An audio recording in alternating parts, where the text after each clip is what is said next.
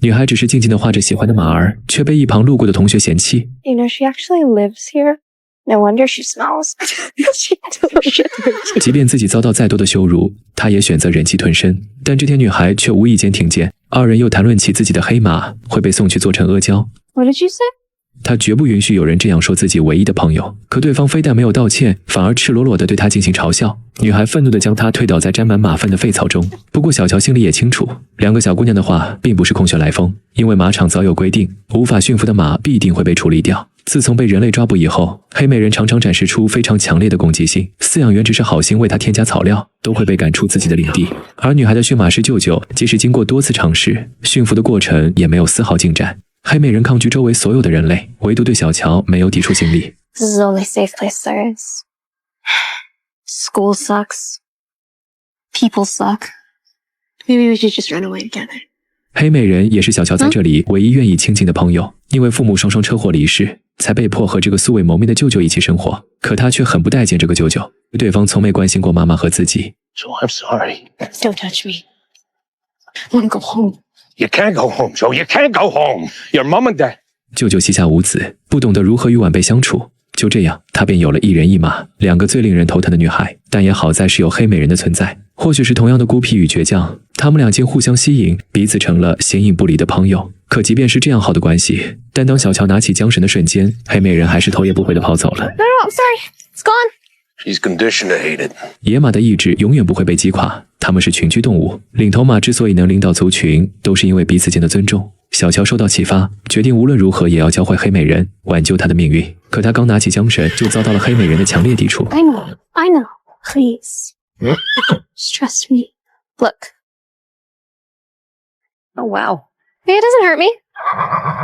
小乔用自己的方式成功换取了马儿的信任，虽然心里还是止不住的紧张，但这一次黑美人没有再对缰绳产生抗拒。小乔牵引着她在场地里奔跑，把周围的所有人都惊呆了，连马场主也不敢相信这个难题竟被约翰的侄女搞定了。然而想要彻底驯服，这还远远不够。于是女孩破例成了黑美人的专属训练师，在舅舅的指导下，小乔试着给她佩戴马鞍，可仅仅只是放上一块毯子，对方就产生了很大的反应。小乔便一次次的尝试，又一次次的失败，但他却仍不愿放弃。即便是在艰苦天气中，他们也依旧坚持着训练。在暴风雨的洗礼下，他渐渐适应了背上有异物的感觉。小乔也成功帮他佩戴上马鞍。You did it. 黑美人有了第一副马蹄铁，终于可以开始赛马训练。然而当舅舅为小乔示范如何上马时，黑美人却突然应激狂奔起来。 Uncle John! Are you okay? I'll survive. 这天，小乔正在翻看舅舅驯马的书籍，却无意间发现一张自己与爸妈的照片。他这才意识到，原来这个不善言辞的舅舅一直都默默关注着他们。亲人间的温暖和对父母的思念，让他眼泪瞬间夺眶而出。一旁的黑美人也感受到了女孩的情绪波动，她回想起曾经伤心时，自己总是在山林间狂奔，因为奔跑的风会带走烦恼，抚平受伤的心灵。于是黑美人俯下了身躯，示意小乔爬上她的马背。女孩很是震惊，但她自己根本就不会骑马。出于彼此的信任，小乔还是第一次爬上了马背。他们冲出了栅栏，来到了更加辽阔的草场驰骋。夕阳西下，余晖脉脉，那拂过发丝的晚风也将所有的伤心事随之带走。可这毕竟是小乔第一次骑马，没有经验的他稍不小心便跌落到了草堆中。 Oh no, Joe. Joe, you all right?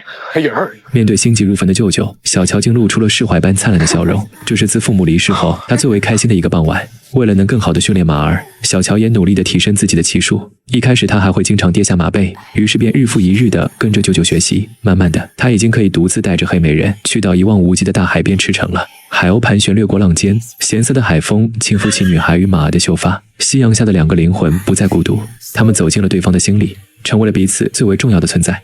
然而就在一切都向着好的方向发展时，一次意外却改变了他们的命运。随着气温渐渐变凉，马场里也得考虑为马儿取暖。可是粗心大意的马夫就只顾着看手机，忘记了将取暖器熄灭。夜里寒风突袭，散落的干草渣被带进了取暖器中，星星之火迅速蔓延了整个马厩。还好小乔被黑美人悲怆的嘶鸣惊醒，他迅速穿越火海，想拉着黑美人逃命。可马儿却惧怕火焰，不敢向前迈出一步。于是小乔赶紧脱下衣服，遮住他的双眼。 Just trust me. Joe. Okay. You're all right, Joe.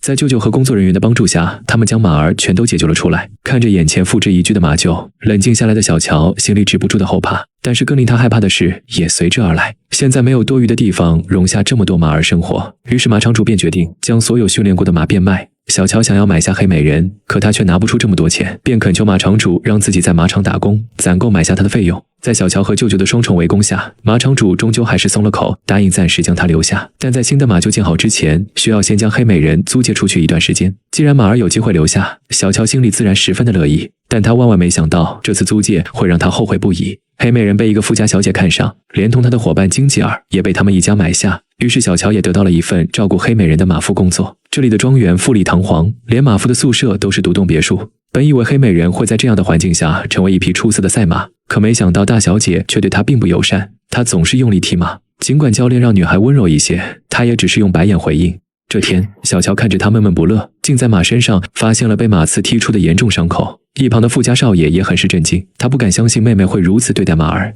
I'll talk to York and my mother, I promise.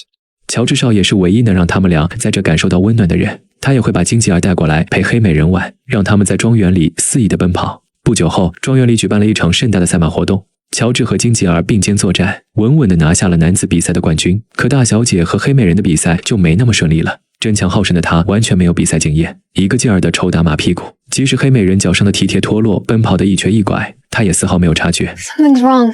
Her gait's off. 大小姐不停地鞭策，为了赢，她可以不择手段。终于在最后一次跨越时出现了意外。Beauty!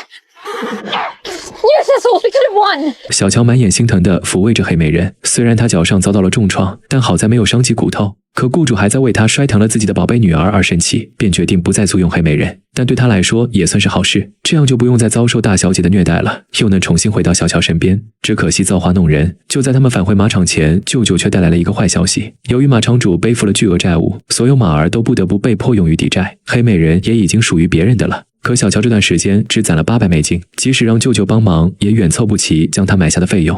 You're my family. You know that, right? I'm gonna save up enough money and I'm gonna find you. 相依为命的两个灵魂不得不迎来分别，但小乔才收拾完东西，还未离开庄园，竟发现黑美人已经被马场主的债主带走。他们来不及见最后一面，就消失在了彼此的生命中。黑美人被卖给了一名搜救队员，他们重新回到大自然，在野外中搜救遇难的游客。特里总是无私帮助森林中每一个人，他的善良和勇敢也耳濡目染地影响了黑美人。这天，他们意外发现一名落水的冒险者，对方脚掌不幸被石头卡住，只能在湍急的水中等待救援。黑美人在上游固定救援绳，而特里则小心地朝被困者移动。可巨大的暴雨无疑为救援增加了不少的困难。特里艰难地搬开了石头，成功让男人拉着绳子回到岸上。可留在水中的一人一马却迎来了一个艰巨的考验。上游的洪水倾泻而下，特里赶紧割掉绳子让马儿逃命，可自己却被卷入了洪流之中。黑美人不知道自己能不能跑过河流，但特里曾教会他不要放弃每一个遇难者。他凭借强烈的意志提前跑到了瀑布前。万幸的是，特里也奇迹般地抓住了水流中的绳子。虽然黑美人惊险地救下了2人，但自己却因此患上重病，倒在了马厩里。尽管经过了兽医的抢救，黑美人的病情也始终没有好转。她虚弱到根本无力起身，让一旁的特里看着心痛不已。随着眼睛缓缓闭上，黑美人看到了还与小乔在一起的时光。女孩曾许下过找他的诺言。I'm gonna find you. I love you, Beauty. 如今2人还未重聚，她怎敢就此轻言放弃？强大的信念胜过万千良药，黑美人瞬间恢复精神，重新站了起来。但是随着时间流逝，特里也退休离开了救援队，而黑美人被再度出手，送到了乡村里做农活。虽然农民曾向特里许诺会给马儿最好的照顾，但是他被欺骗了。黑美人不仅住着最脏最差的马厩，就连暴雨天也得被他逼着离地。但野马的意志永远不会被击垮，他始终坚信小乔没有放弃寻找自己，可是时间却会无情夺去马儿的活力。离开小乔已7年有余，黑美人已经没有了力气离地，又被卖到城里拉车。不过这一次的主人要好得多，一家4口幸福美满。小女孩无比温柔的轻抚，也让她感觉似乎回到了小乔身边。一开始的拉车工作并不好受，但好在主人会耐心安抚黑美人的情绪，而且她每天只需要工作4-5个小时。 Take your time, not in any rush.